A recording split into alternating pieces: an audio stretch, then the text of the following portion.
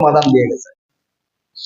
রোজার ইফতার করবেন, অনেকে ঢিলামি করে যে কাজ চলতেছে একটু পরে খাইব একটু পরে খাইব।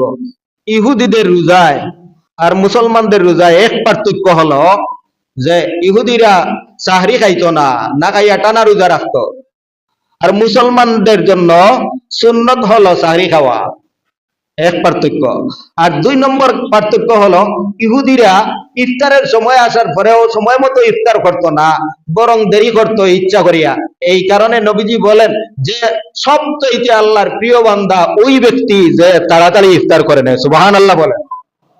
আর ডিলামি করবেন, দেরি করবেন, ইফতারের দোয়া তো পা দেখি বলেন জি।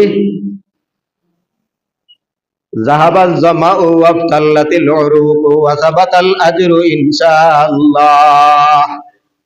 এটা বাঙালি পায় না, এটা বললাম না, আপনারা কোনটা পায়? আল্লাহুম্মা লাকা সুমতু ওয়া আলা রিজকিকা আফতারতু। হে আল্লাহ, তোমার জন্য আমি রোজা রাখলাম এবং তোমার দেয়া রিজক দিয়ে আমি ইফতার করলাম। সুবহানাল্লাহ বলবেন না? জাহাবাল জামাউ ওয়াবতাল্লাতিল উরুকু ওয়া সাবাতাল আজরু ইনশাআল্লাহ।